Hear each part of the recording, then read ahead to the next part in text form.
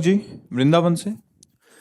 राधा वल्लभ श्री हरिवंश महाराज जी। गुरुदेव भगवान, अगर महाप्रभु जी माधवेंद्रपुरी पाद जी के लिए खीर चुरा सकते हैं, द्वारिकाधीश नरसिंह मेहता जी के लिए मुनीम बन सकते हैं, गिरधर लाल मीरा जी के हो सकते हैं, तो प्रभु हमारे सभी आचरणों को सुधार के हम पर ऐसी कृपा क्यों नहीं कर सकते? क्योंकि हम तो इतना बल नहीं रखते प्रभु द्वारा। प्रभु कृपा कर रहे हैं मेरे नाथ, आप समझने की चेष्टा करें। प्रभु कृपा कर रहे हैं, पर हम उस कृपा का तिरस्कार कर रहे हैं। पक्का माने, उनके जैसा कृपालु अगाध करुणा सिंधु तो ना था, ना है, न रहेगा। और वो अहेतुकी कृपा करते हैं, किसी साधन पक्ष को देखकर कृपा नहीं करते। पर हमारी जैसे कोई पिलाने वाला पिलाए तो हमारी अंजुलि तो परिपक्व होनी चाहिए, अंजुलि तो अच्छी बंधी होनी चाहिए। अब ऐसे अंजुलि बांधे तो जो आ रहा है वो ओठ तक नहीं पहुंच पा रहा, बीच में ही निकल जा रहा है। हमारे अंदर इतनी सामर्थ्य नहीं है कि हम काम क्रोध मद लोभ मत्सर पर विजय प्राप्त कर पावे, पर इतनी तो है कि हम आग के नजदीक न जाएं। आग में घुसकर खड़े होकर के हम जले ना, इतनी सामर्थ्य हम में नहीं, लेकिन इतनी तो है हम कि आग के नजदीक न जाएं। जब मना किया जा रहा है, शास्त्र आज्ञा कर रहा है कि ये कार्य बहुत गलत है, इसे नहीं करना, तो उस कार्य के ही समीप न जाओ। जैसे हम यदि संसर्ग कर लेंगे, काम का जहाँ संयोग बनता है हम संसर्ग कर लेंगे, उसके समीप पहुंच जाएंगे, फिर हम नहीं बच पाएंगे, फिर हम भ्रष्ट हो जाएंगे और कहेंगे कि पता नहीं भगवान ने ऐसा क्यों किया, उसमें हमारी गलती है, हम शास्त्र आज्ञा का पालन नहीं कर पाए। अब आगे हम संभालें, हमसे त्रुटि न हो। ये प्राणपन से नियम जीवन में धारण करें कि कभी हम शास्त्र विरुद्ध नहीं चलेंगे तो कभी कोई बाल बांका नहीं कर सकता। माया वही आक्रमण करती है जहां हम गुरु और शास्त्र की आज्ञा का उल्लंघन करते हैं। अगर हम शास्त्र और गुरु आज्ञा का उल्लंघन न करें तो माया हमें छू नहीं सकती। सीम की चाप सके को तासु, बड़ रखवार रमापति जासु। तो बड़े बड़े जो उपासक हैं कभी कभी चूक कर देते हैं, आनंद की उमगन में आकर, अपने भजन के आनंद की उमगन में आकर के कभी कभी चूक कर देते हैं और फिर माया उनको परास्त कर देती है। भगवान की कृपा है, लेकिन हमको कृपा पान करने के लिए अंजुलि टाइट करनी पड़ेगी। जो हमारे अंदर पोलापन है उसे हटाना पड़ेगा, घनीभूत भक्ति लानी पड़ेगी। तो हमें खूब नाम जप करना है और जहाँ से हमारे गंदे आचरण होते हैं उनसे बचना है, उनसे दूरी बनाना है, सात्विक भोजन पाना है। तो अभी आनंद की अनुभूति जब होगी तो ये सारे विकार नष्ट हो जाएंगे। इसलिए हमको नाम जप लंबे समय तक करके और दूरी बना। संगम त्यजेत मिथुनवृत्ति नाम मोक्षो, जो मोक्ष पदवी या परम पद प्राप्त करना चाहता है उसे संग ही त्यागना है।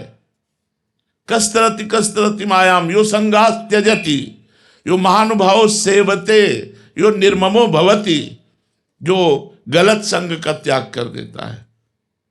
जहां हमें पता है हम फिसल जाएंगे, हम वहां गए क्यों, हमारी गलती है, हम पश्चाताप करें, हम उसका प्रायश्चित करें, हम तप के द्वारा पुनः अपने को पवित्र करें। यो संगास त्यजति, स्पष्ट आदेश है कि जैसे पुरुष शरीर है उसे स्त्री शरीर का संग नहीं करना चाहिए। अगर गृहस्थ है तो अपनी पत्नी के सिवा दूसरी स्त्री का नहीं, अगर विरक्त है तो किसी भी तरह एकांत में स्त्री का संयोग करेगा तो बलवान इंद्रिय ग्रामो विद्वानम अपि कर्षति, इंद्रियां बड़ी बलवान है, बड़े बड़े विद्वानों को भी भ्रष्ट कर देती है, तो औरों की तो बात जाने दो। इसलिए हम भगवान की कृपा को न कोसें। आप वृंदावन धाम में बैठे हैं, कंठी तिलक बांधे हैं, भगवान के शरणागत हैं, बाहरी तो सारी कृपा है। अब आंतरिक कृपा का पान करने के लिए आपको मजबूत होना पड़ेगा, पक्का। इसमें नहीं कि हम कायर बने बैठे रहें और कृपा हमको परम पद में पहुंचा देगी, असंभव नहीं। तो भगवान के सब बंदे हैं, सब बंदे। तुम क्यों, तुम ज्यादा लाड़ीले हो क्या? अगर ज्यादा लाड़ीले बनना है तो तुमको सबसे विलग होना पड़ेगा, तुमको सबसे अपने ऊपर। सब कोई आर्मी में थोड़ी भर्ती हो जाएगा। आर्मी में वही होगा जो इतने किलोमीटर दौड़ सकता है, इतना उछल सकता है, उसकी एक नियमावली है। ऐसे ही भगवत पार्षद सब बन सकते हैं, लेकिन आना पड़ेगा। षड विकार जित अनघ कामा, निष्कामता आनी पड़ेगी, निष्पाप होना पड़ेगा। भगवान के भजन में डूबकर काम क्रोध लोभ मोह मद मत्सर इन पर विजय प्राप्त करनी पड़ेगी, तभी हम उस रस को पी पाएंगे। भगवान की कृपा है, उसको कोसो मत, अपने को सुधारना है भगवान की कृपा के बल से, और वो सामर्थ्य आप में है सुधरने की। नहीं, भगवान आज्ञा ना देते, भगवान ने जो आज्ञा दी वो समझ करके दिए कि हर जीव में उन्होंने सामर्थ्य रखी है, हर जीव में रखी है। इसलिए भगवान ने कहा आगमा पाइनो नित्यास तास्तितिक्षस्व भारत। ये आने जाने वाले दोष है, ये कभी अनुकूलता, कभी प्रतिकूलता, कभी काम, कभी क्रोध, कभी लोभ, कभी मोह, इनको चुपचाप सहे। और ये सह तभी सकते हो जब नाम जप करोगे, नाम जप करोगे। जितना नाम जप करोगे, जितना सत्संग सुनोगे, उतने तुम्हारी बुद्धि बलवान होती चली जाएगी और विषयों से आपको बचा लेगी। अगर भ्रष्ट बुद्धि है तब तो विषयों में ही गिरा देगी। तो भगवान को ना कहो कि उनकी कृपा कम है, बहुत कृपालु हैं वो। हम अपने ऊपर कृपा नहीं कर रहे, अपने चांस दे रहे हैं दोषों को, हम जा रहे हैं दोषों की तरफ और फिर कहते हैं भगवान बचाने। भगवान बचाएंगे, लेकिन आप दोषों से हटने की कोशिश करो तो भगवान आपको बचा। अब आप दोषों को गले लगाने की कोशिश करोगे तो भगवान फिर दूसरी तरह से हटाएंगे। ये ध्यान रखना, उनका जब फिर प्रोसेस शुरू होता है तो फिर बहुत कठिन है उसको झेल पाना। इसलिए हम प्रार्थना करते हैं मत जाओ उस गली में। नहीं, वो ऐसे लीलाधारी हैं कि फिर वो ऐसे सुधारेंगे कि पक्की बात कह रहे हैं, ऐसा सुधार तो देंगे वो, पर वो फिर ऐसा सुधारेंगे कि आप सह नहीं पाओगे। वो बहुत विचित्र खिलाड़ी। इसलिए हाथ जोड़ करके भगवान से प्रार्थना करो कि आपने जो हमें सामर्थ्य दी है, हम कोशिश कर रहे हैं, बकाया हे नाथ आप संभाल लेना, आप पकड़ लेना। तो करो सदा तिनके रखवारी, जिम बालक राखे मातारी। सुनील शर्मा जी राजस्थान से। श्री हरिवंश महाराज जी। महाराज जी, एक भक्त के जीवन में असली दुख क्या है? भगवान का विस्मरण हो जाना भक्त का सबसे बड़ा दुख है। तद विस्मरणेन परम व्याकुलते थे। भगवान का विस्मरण हो जाने पर उसे बहुत दुख महसूस होना चाहिए। त्रिभुवन की राज्य लक्ष्मी देने पर भी जो अपने इष्ट को आधे पल के लिए भी विस्मरण न करे, उसे ही महाभागवत कहते हैं। हमारे जीवन में सबसे बड़ी विपत्ति, सबसे बड़ा दुख, सबसे बड़ी हानि, सबसे बड़ा कलंक यही होगा कि हम अपने प्रभु को भूल जाएं। इससे बड़ा दुख नहीं होगा। वो घड़ी, वो क्षण, वो दिन, वो समय हमारे जीवन में कभी ना आवे कि हम अपने प्राण प्यारे को कभी भूले। उनकी याद में, उनकी स्मृति में जो लाभ है उससे बढ़कर कोई लाभ नहीं है। हानि हरिवंश के नाम अंतर पड़े, लाभ हरिवंश उच्चत बानी। यदि हमारे प्रभु का स्मरण हो रहा है तो इससे बड़ा कोई लाभ नहीं है, और यदि हम प्रभु को भूल गए तो इससे बड़ी कोई हानि नहीं। तो भक्त का सबसे बड़ा दुख है भगवान का विस्मरण हो जाना, अपने प्यारे को भूल जाना, अपने प्यारे की याद स्मृति से रहित होकर जगत के भोगों में लग जाना। ये सबसे बड़ा भक्त का दुख है। अनमोल जी महाराष्ट्र से।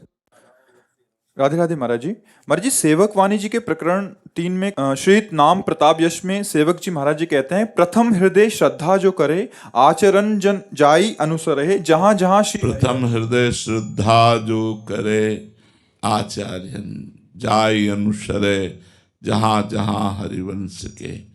रसिकन की सेवा जब होई प्रीति सहित बूझहूं सब कोई, कौन धर्म श्री हरिवंश को। महाराज जी, सेवक जी महाराज जी ने कहा है कि जहां जहां श्री हरिवंश धर्म के आचार्य हैं वहां जाकर उनके अनुगत होकर उनको सेवा के द्वारा प्रसन्न कराकर उनसे प्रेम सहित ये पूछना चाहिए कि हरिवंश धर्म क्या है। तो महाराज जी, इस गुरुदेव इसका कहने का तात्पर्य क्या है? इसका देखो, बिना श्रद्धा के भगवत मार्ग पुष्ट नहीं होता, चाहे वो भक्ति मार्ग हो या ज्ञान मार्ग हो। प्रथम हृदय श्रद्धा जो करे, प्रथम भक्ति का सोपान है श्रद्धा। चाहे ज्ञान मार्ग भी हो, श्रद्धावान लभते ज्ञानम तत्परा संयतेन्द्रिय, ज्ञानम लब्ध्वा पराम शांति चिरेणाधिगच्छति। प्रथम श्रद्धा, फिर ज्ञान की प्राप्ति। तो प्रथम श्रद्धा, फिर भक्ति की प्राप्ति। भवानी शंकरो वंदे श्रद्धा विश्वास रूपिणो याभ्याम बिना न पश्यन्ति सिद्धा स्वांता स्तमीश्वरम। भगवान शंकर विश्वास है और माता पार्वती श्रद्धा है। बोले बिना इन श्रद्धा विश्वास के हृदय में स्थित परम तत्व का हृदय में ही स्थित है, पर उसका बोध नहीं होता। तो प्रेम मार्ग की प्राप्ति के लिए जो प्रेम का आचरण करते हैं वो आचार्य होते हैं। एक तो आचार्य का भाव है गुरुदेव, संस्कृत में उन्हें आचार्य कहते हैं और हिंदी भाषा में उन्हें गुरुदेव कहते हैं। आचार्य मामा भी जाना, भगवान ने कहा आचार्य मुझे मानो, आचार्य माने गुरुदेव। प्रथम श्रद्धा करके आचार्य गुरुदेव की शरण लेनी चाहिए। और किनकी शरण लेनी चाहिए? जो वृंदावन में विराजमान सहचरियों के मध्य में प्रिया प्रीतम के प्रेम रस में पगे हुए हैं, अन्य उपासना के नहीं कहे। बोले प्रथम हृदय श्रद्धा जो करे आचार्यजन जाय अनुसरे। जहां जहां हरिवंश के, जहां जहां चाहे जहां वो विराजमान हो, जो हरिवंश की रस रीति के रस में पगे हुए सदगुरुदेव भगवान हैं, आचार्य हैं, उनकी हमको शरण लेनी चाहिए। हरिवंश कुल में जो प्रकट हुए हैं, हरिवंश कुल में दो प्रकार से प्रकट हुए हैं। नाद बिंदु परिवार रंगीलो, एक बिंदु परिवार जो महाप्रभु के अंग संग से प्रकट हुई परिवार परंपरा है, और एक मंत्र नाद बिंदु, ये नाद परिवार जो मंत्र के द्वारा, तो हम सब हरिवंशी ही हुए। तो आचार्य चरणों का आश्रय लेकर के उनसे पूछना चाहिए कि हरिवंश का धर्म क्या है, हरिवंश की उपासना क्या है, हरिवंश की रस रीति क्या है, परम श्रद्धा करके। फिर दूसरी बात कही कि केवल पूछने से और सुनने से काम नहीं बन पाएगा। रसिकन की सेवा जब होए, जब रसिकों की सेवा, श्री हरिवंश प्रसिद्ध धर्म समझे ना अलप तप। हरिवंश धर्म थोड़े तप वाला नहीं समझ सकता। तो बोले हरिवंश धर्म में कौन सी तपस्या की आवश्यकता है? बोले सेवहु धर्मिन जप। श्री हरिवंश प्रसिद्ध धर्म समझे नालप तप, श्री हरिवंश कृपा सेवहु धर्मिन। धर्मी कौन? जो प्रिया प्रीतम के अनुराग रस में डूबे हुए हैं। अन्य धर्म, अन्य व्रत, अन्य नियम, अन्य मार्ग बिल्कुल छूते भी नहीं हैं। ज्ञान धर्म व्रत कर्म जिते सब काहू में नहीं मोहि प्रतीति।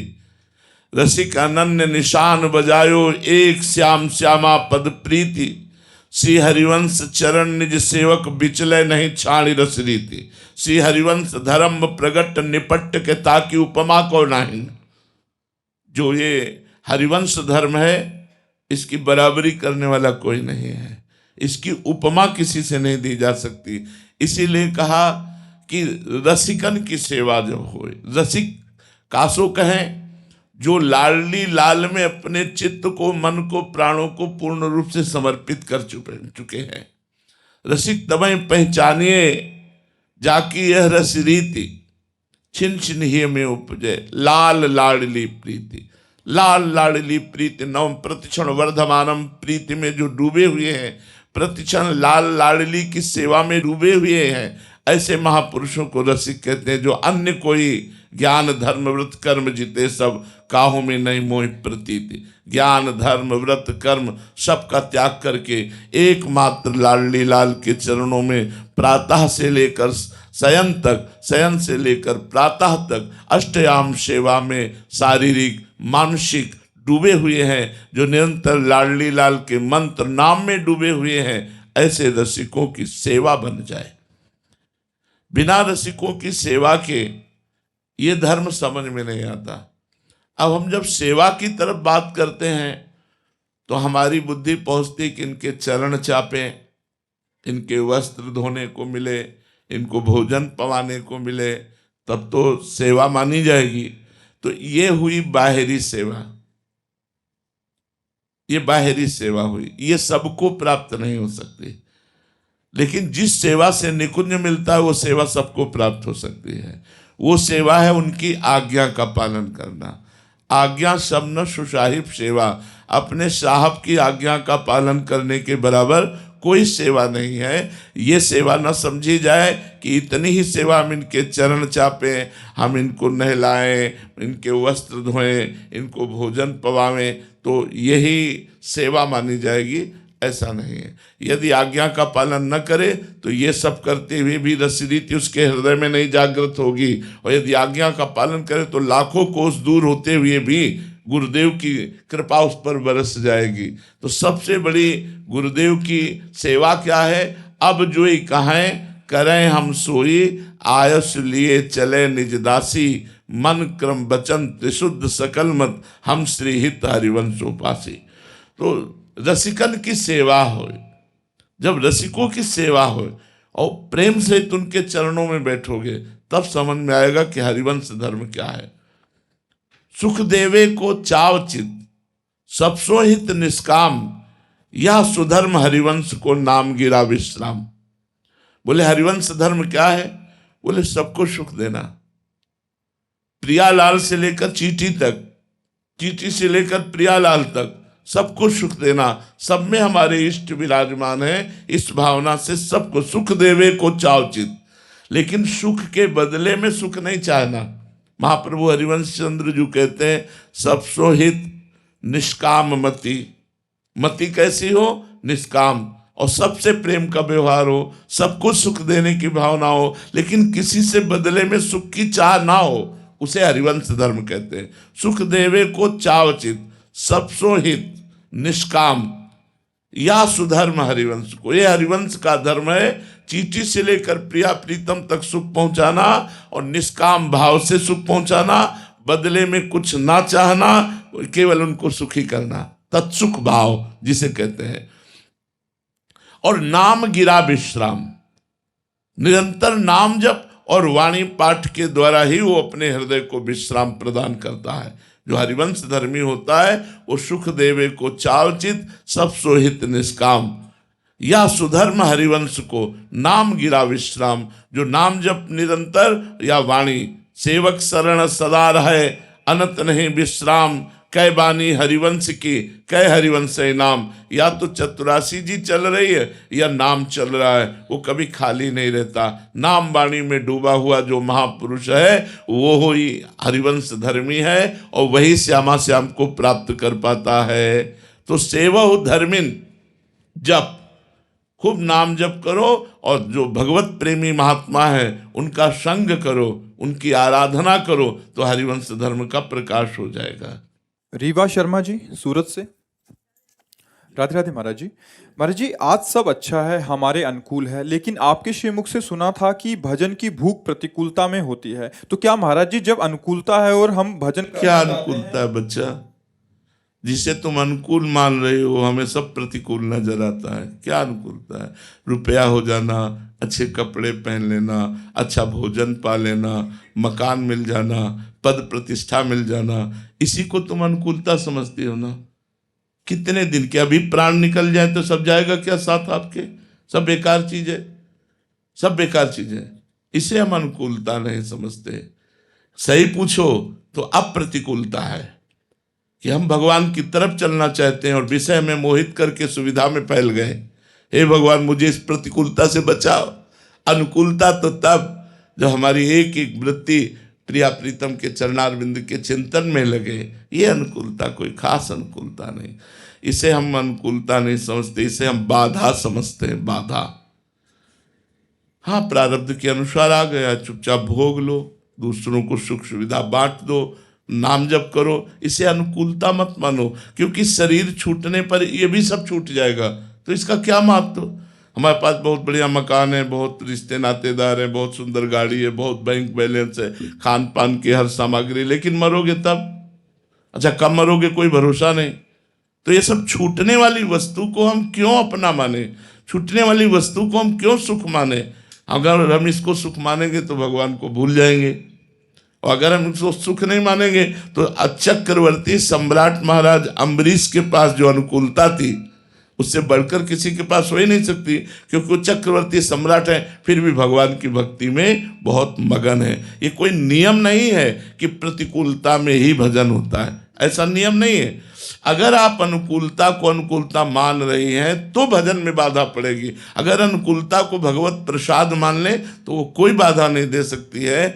अनुकूलता तो भगवान के भजन के मार्ग में फैली घूमती है बाधा के रूप में, उसे अनुकूलता थोड़ी मानते हैं। अनुकूलता मानते हैं हमारी एक एक वृत्ति भगवान के चरणों में लगे, इसे प्रसाद मान लो, भगवान की दया का प्रसाद मान लो कि भगवान ने सब अनुकूलता कर दी, अब खूब डट के भजन करें। ये कोई सिद्धांत नहीं कि प्रतिकूलता में ही भजन होता है, ऐसा नहीं है। प्रतिकूलता भजन को प्रकट करती है, ये पक्की बात है। जब किसी के जीवन में भारी प्रतिकूलता आ गई वहीं से भजन उसका प्रारंभ होगा। भजन की एक जो भूख बढ़ती है वो तब बढ़ती है जब लगता है कोई हमारा नहीं है और कहीं संतोष नहीं मिलता। करके भजन देखो, राजपने के सारे वैभव होने पर भी आपको संतुष्टता नहीं होगी। ये सब क्या है। अच्छा कितना भी अच्छा पदार्थ पालो 6 घंटे बाद दुर्गंध युक्त मल बन जाता है। क्या हम सुख माने, क्या सुख माने, यहाँ है क्या सुख। मरने के बाद साथ कुछ जाता नहीं, क्षण भंगुर शरीर कभी भी मर सकते हैं। तो सुख है भगवान का नाम, तब सुख हरिवंश गुण नाम रसना रटत और बहुवचन अति दुखदानी। हम और प्रपंच की बातों में जो समय नष्ट करते हैं यही दुख है। सुख क्या है, प्रभु की चर्चा, प्रभु का नाम कीर्तन, प्रभु की सेवा, प्रभु के भाव में समाज को सुख देना, यही सुख है। बकाया सांसारिक सुख कोई नहीं। इसका महत्व मत रखो तो भजन बढ़ने लगेगा। जी गौरव शर्मा जी सूरत से। राधे राधे महाराज जी। महाराज जी आपने एकांतिक में कहा था कि अभी कोई कनेक्शन ही नहीं है, पहले आप हमें अपना मन दीजिए तभी संतों से बात हो सकती है। तो महाराज जी कैसे हम अपना मन गुरुदेव को दे सकते हैं? आप देने की तैयारी कीजिए, वो छीन लेते हैं। हम दे नहीं पाते, हमारी देने की कोई सामर्थ्य नहीं है, हम तैयारी करते हैं देने की, वो छीन लेते हैं।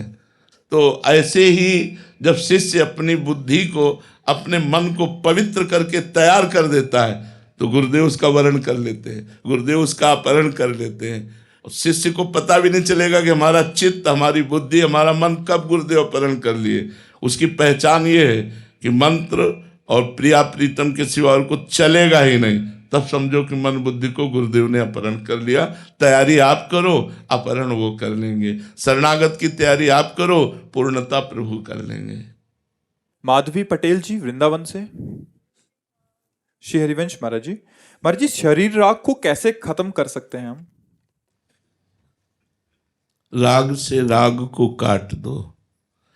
प्रभु से यदि अनुराग हो गया तो देह कुटुंब ते जाए, छूट सब ही विधि नातो। ध्रुवदास जी लिख रहे। पिय मूर्ति नैनन बसे, तेहि रस रहे समाए। यह लक्षण सुनि प्रेम के, और न कछु सुहाए, और न कछु सुहाए। फिरे अपने रस मातो, कुटुंब देह ते जाए, छूट सब ही विधि नातो।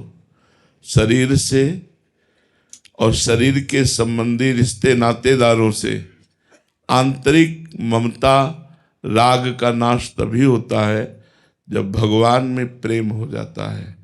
और भगवान में प्रेम तभी होता है जब भगवान के भक्तों का संग होता है और खूब नाम जप करते हैं, क्योंकि प्रेम मूल यह नाम है। प्रेमी रसिक जपत यह नाम, प्रेम मगन निज बन विश्राम। श्री हरिवंश जहाँ रहे। प्रेम का मूल नाम है, प्रेम की जड़ नाम है। प्रेम कहाँ से प्रकट होता है? नाम जप से। जितना हम प्रभु का नाम जप करेंगे, प्रभु के लीला चरित्र सुनेंगे, प्रभु के भक्तों का संग करेंगे, प्रभु की प्रगट सेवा विराजमान करके करेंगे, तो हमें प्रभु से अनुराग हो जाएगा।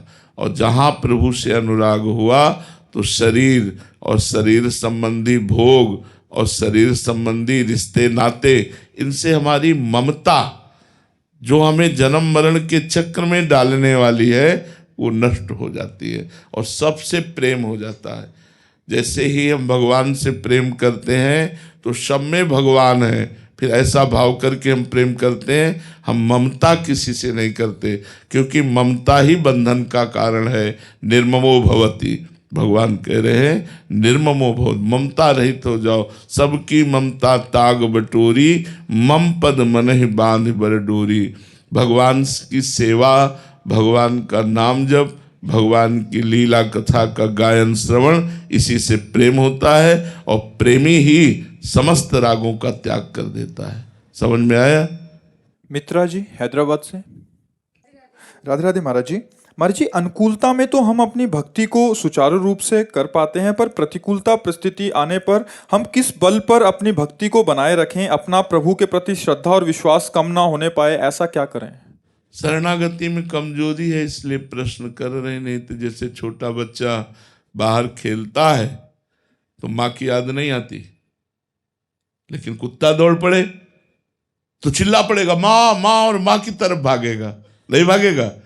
तो अनुकूलता में हुआ खेलना और प्रतिकूलता में हुआ एकदम भगवान में तन्मय हो जाना। प्रभु प्रभु आप देखो, शरणागति यदि है तो अनुकूलता में माना कि वो खेल रहा है, लेकिन उसका आश्रय, उसका भरोसा उसकी माता है, तो चाहे कोई भय आवे वो तुरंत भागेगा अपनी माँ की गोद की तरफ और चिल्लाता हुआ माँ माँ माँ, बस वही काम हमें करना है।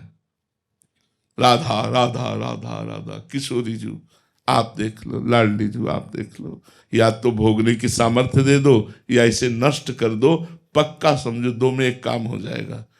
या तो उस आई हुई विपत्ति का नाश हो जाएगा या भोगने की सामर्थ्य दे देंगी, आप मुस्कुराकर भोगते हुए उसे पार कर लेंगे। तो जब कभी दुख और विपत्ति हो तो हरि स्मृति सर्व विपद विमोक्षण, भगवान की स्मृति समस्त विपत्तियों से बचा लेती है।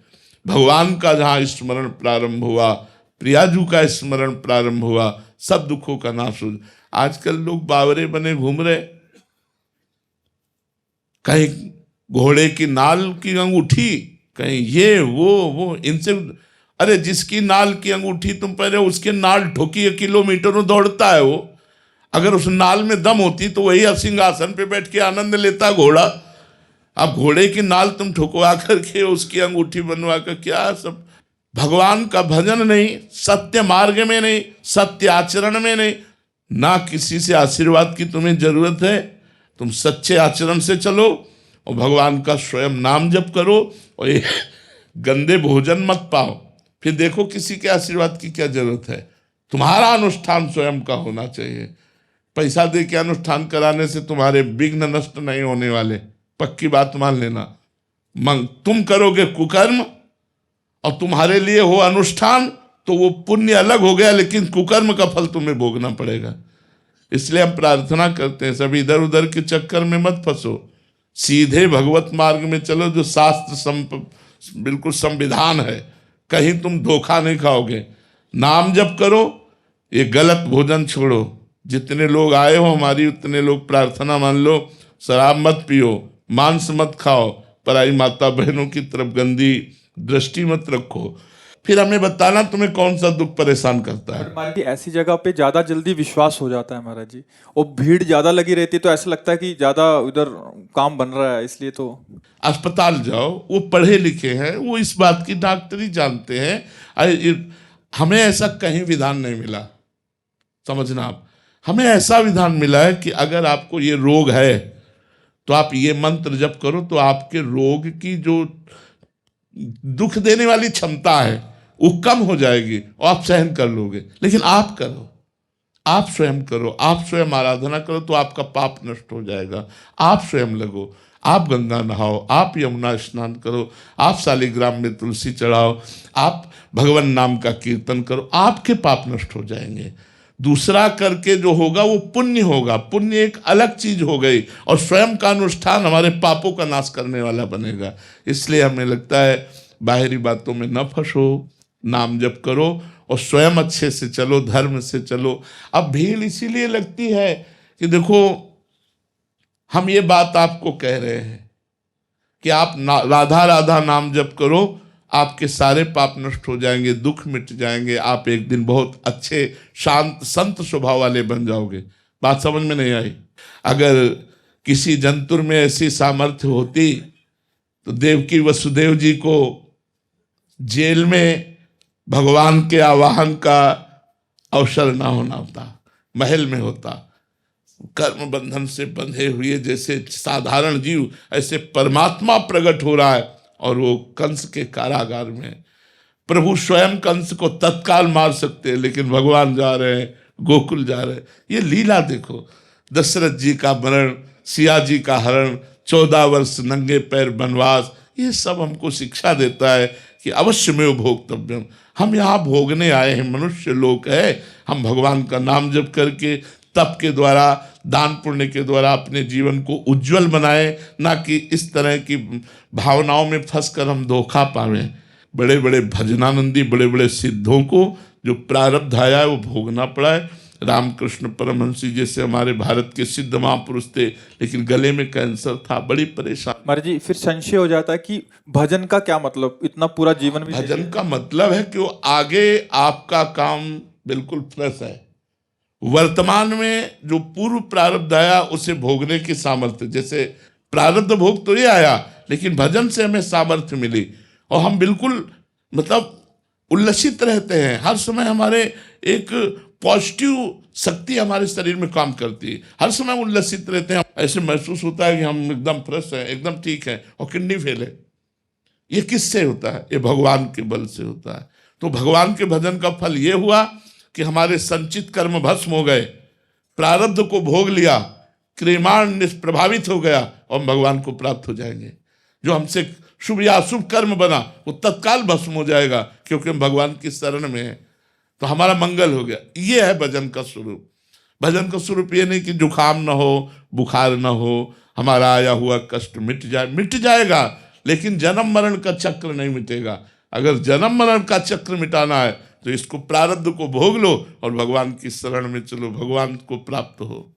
विष्णु सिंह जी राजस्थान से, राधे राधे महाराज जी। महाराज जी भगवत गीता जी में लिखा है कि जो पुरुष सुहृद है, मित्र, वैरी, उदासीन, मध्यस्थ, द्वेषी और बंधुगणों में तथा धर्मात्मा और पापियों में भी समान भाव वाला है, वह अति श्रेष्ठ है। महाराज जी ऐसी स्थिति प्राप्त करने के लिए महाराज जी क्या करना पड़ेगा हमें? भगवान का चिंतन।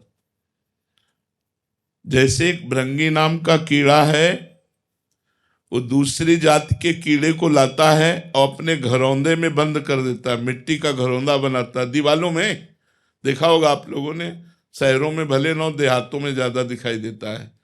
तो वो अन्य जाति के कीड़े को लाकर उस घरौंदे में पैक करके वो ऐसे उसको छेड़ता है और ऐसे आवाज करता है। वो उसके डर से वो उसी भन्नाहट का चिंतन करता रहता है और कुछ काल में अपने शरीर का परिवर्तन पाता है कि वो भृंगी कीड़ा बन जाता है।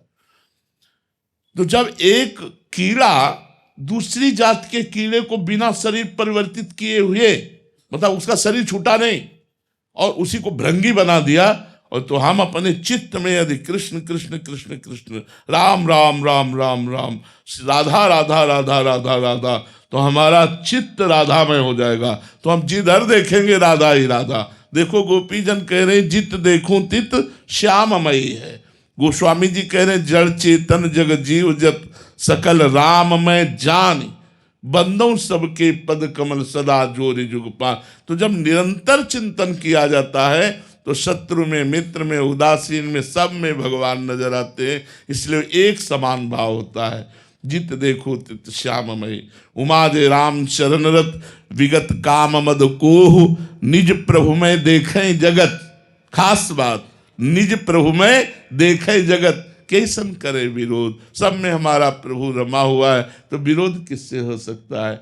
चाहे वो दुष्ट हो, चाहे वो महात्मा हो, दोनों में भगवान हमारे विराजमान है। हाँ, बुद्धि अलग होने के कारण एक दुष्टता करता है, एक सौम्यता महात्मा के आचरण करता है, लेकिन पावर दोनों में परमात्मा रूपी पावर एक ही है। ये जिसको अनुभव हो जाता है वो ऐसा महापुरुष हो जाता है। गुरुदेव भगवान, आपसे महादेव के नाम मिला है प्रभु। एक ही निवेदन है कि है ना, कभी भोले बाबा और जगदम्बा भवानी के चरणों के अति कहीं थोड़ी भी, जैसे आप बोलते हैं रस ना कटे ना, तो वो हमेशा रहे प्रभु, और सदगुरुदेव भगवान के चरणों में रहे, और कोई कोई पराई माता बहन बेटी के प्रति अपनी धर्मपत्नी के अलावा किसी में भी वो उत्पन्न ही ना हो। बहुत सुंदर, बहुत सुंदर। ऐसा समस्त भाई लोग करें तो बहुत अच्छा रहेगा। धर्म की स्थापना होगी और धर्म ही सुख प्रदान करने वाला होता है। धर्म ही विपत्तियों से बचा लेता है। ये जो गलत आचरणों का प्रवाह चला, जिसे लोग मनोरंजन कहते हैं, ये भारत देश है, ये धर्म प्रधान देश है, यहाँ ठीक नहीं है। विदेशों में तो जैसी भी रहनी हो, लेकिन ये भारत देश, गंगा यमुना जहाँ प्रवाहित हो रही, रामकृष्ण भगवान का अवतार जहाँ हुआ, ऐसे पवित्र धर्म में देश में पत्नियाँ अपने पति से प्रेम करने वाली, पति अपने पत्नियों से प्रेम करके सदगृहस्थी का विस्तार करते हुए भगवान की प्राप्ति करते थे।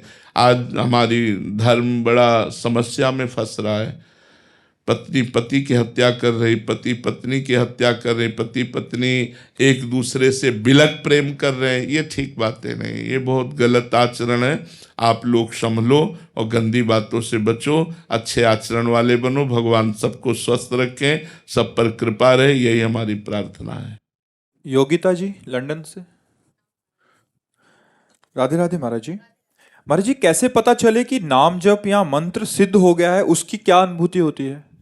भगवत साक्षात्कार हो जाता है। उसका प्रमाण स्वयं भगवान देते हैं कि अब आपका काम हो गया। आत्मानंद का अनुभव, भगवान के रूप का दर्शन, भगवान की लीलाओं में प्रवेश, निरंतर बिना प्रयास के जैसे दिल धड़क रहा है ऐसे नाम चल रहा है, आंखों के सामने लीला चल रही, अशुभ प्रवाह हो रहा, रोमांच हो रहा है। फिर वो तो जब सिद्ध हो जाता है तो विविध प्रकार की भागवतिक अनुभूतियाँ उसके हृदय में होने लगती हैं। दूसरे से किसी से प्रमाण लेना थोड़ी होता है कि आप बताओ हम सिद्ध हो गए कि नहीं। वो तो अपने आप अनुभव, जैसे हम छक जाते हैं तो हमें पता होता है ना कि हम छक गए, ऐसे ही जब नाम का प्रभाव भगवत साक्षात्कार करवा देता है तो अपने को ही तो अनुभव होता है कि अब काम हमारा हो गया। लेकिन ऐसा नहीं है कि जिसका काम हो जाता है वो भजन बंद कर देता है, उसका और भजन होता है। भजन की भूख बढ़ जाती है, प्रेम में और भजन बढ़ जाता है, और भगवान से मिलन की व्याकुलता होती है, मिल के फिर मिलन की व्याकुलता होती है। तन मन के बिछुरे नहीं, चाह बढ़े दिन रैन, कबहू संयोग न मानही, देखें भरी भरी नयन। न तन से दूरी न मन से दूरी, पर फिर भी मिलने की चाह। यही भगवत स्वरूप का महिमामय रूप है। उसी में आसक्त चित्त होकर निरंतर डूबा रहना, ये सिद्ध महापुरुषों का स्वरूप है। और सिद्ध की जो पहचान है वो ये है कि सबसे पहली बात, वो ममता किसी से नहीं करता। जो ममताहीन है, ना अपने शरीर से, न शरीर संबंधियों से, ना किसी से वो सम्मान चाहता है, किसी से भी सम्मान नहीं चाहता। सम्मान मिलने पर भी उसे अंदर से स्वीकार नहीं करता, क्योंकि दूसरा कोई है ही नहीं, एक परमात्मा है। तो परमात्मा से थोड़ी सम्मान चाहेगा, अपने इष्ट से थोड़ी सम्मान चाहेगा। तो निर्माण अमोहा जित संग दोषा, किसी भी संग का उसके ऊपर प्रभाव नहीं पड़ता। चाहे वो कितने भी गलत आचरण वालों के बीच में हो, जो रही उत्तम प्रकृति का कर सकत कुसंग, चंदन विष व्यापत नहीं लपटे रहत भुजंग। वो महापुरुष अपने बीच बाजार में भी समाधिस्थ होगा, विषयों के बीच में भी वो निर्विषय होगा, क्योंकि जित संग दोषा। अध्यात्म नित्या, नित्य वो आत्मा में ही चिंतन परायण है, आत्मा में ही तृप्त, आत्मावान वो अपने स्वरूप में रहता है। विनिवृत्त कामा, जिसकी समस्त कामनाएं निवृत्त हो चुकी हैं। द्वंद्वैर विमुक्ता, जो समस्त द्वंद्वों से मुक्त हो चुका है, मान अपमान लाभ हानि सुख दुख आदि द्वंद्वों से। और जो सुख दुख में समान भाव रखता है वही परम पद का अधिकारी अर्थात सिद्ध हुआ पुरुष होता है। जो मान रहित, जो मोह रहित, जो संग दोष रहित, जिसकी सारी कामनाएं शांत हो चुकी हैं, ब्रह्मभूता प्रसन्नात्मा, जिसको भगवत तत्व का अनुभव हो जाता है, वो प्रसन्न आत्मा रहता है। उसमें किंचन मात्र कहीं शोक या हर्ष नहीं, प्रसन्न आत्मा। न सोचति न कांक्षति, न कोई सोच है न कोई चाह है, वो पराभक्ति को प्राप्त हुआ महापुरुष है। अखंड प्रसन्नता प्राप्त हो जाती है।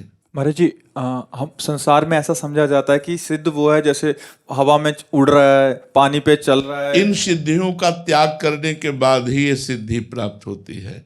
गोस्वामी तुलसीदास जी ने लिखा है कि जब साधक की साधना बढ़ती है तो ये लौकिक सिद्धियां हैं, माया जनित सिद्धियां हैं। ये माया में ही तो उड़ रहा है, माया में ही तो सारा दृश्य है, तो माया को थोड़ी पार कर पाया है, माया के अंतर्गत है। तो रिद्धि सिद्धि पेरहि बहुआई, बुद्धि लोभ दिखावे भाई, होए बुद्धि जो परम सयानी, तिन तन चितई न अनहित जानी।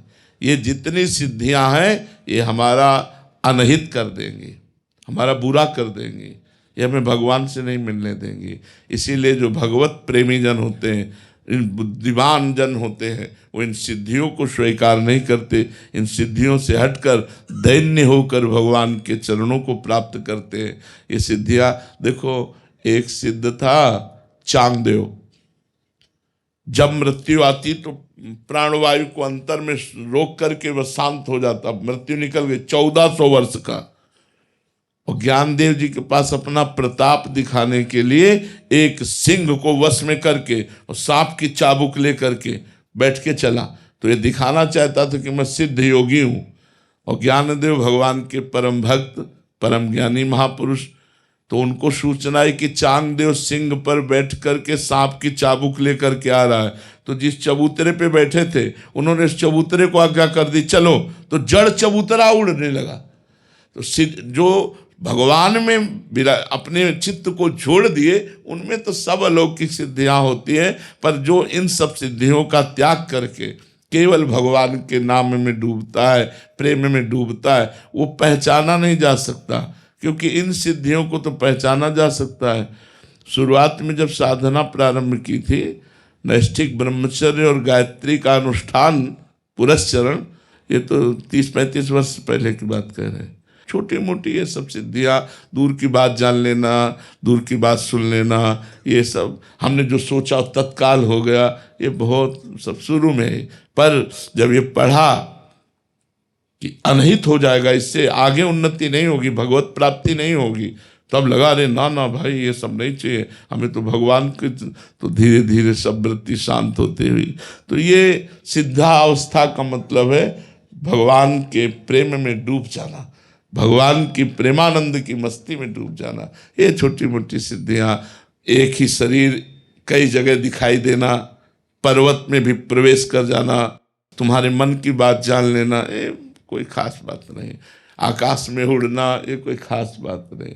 खास बात है भगवान को प्रेमाधीन, भगवान को अपने अधीन कर लेना, प्रेम में रो रो कर भगवान को अपने अधीन कर लेना, ये सबसे खास बात है।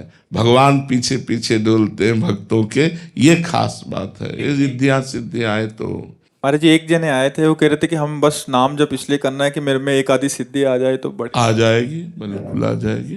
वो नाम जप करें, डट के करें, जो चाहेंगे वो जान लेंगे, जो चाहेंगे वो। क्योंकि महाराज जी स्वार्थ से ही सब लगते हैं, तो उनको लगता है कि एक आधा उड़ने लग जाऊं, पत्थर में चले जाऊं या पानी पे चलने लग जाऊं, कुछ तो आ जाए। बड़े बड़े अपराध बन जाते हैं अगर सुलझा हुआ सिद्ध ना हो, तो अपराध बन जाते हैं। एक सरल संत नाव में अपने शिष्यों के साथ बैठकर गंगा जी पार कर रहे थे, तो एक नौजवान जो योग के द्वारा सिद्धि प्राप्त किए थे जल स्तंभन की, तो गंगा जी के जल को स्तंभित कर दिया और खड़ाऊ पैर कर जा रहे थे। नाव में जो बैठे हुए सिद्ध संत थे वो पहुंचे हुए भगवान में चित्त जोड़े हुए, वो देखते ही समझ गए कि हमको नीचा दिखाने के लिए ये खड़ाऊ पहनकर गंगा जी में चल रहा है। गंगा जब पार हुए तो वो पास में पूछा, ए महात्मा कहाँ से आए हो? वो कुछ नहीं बोले।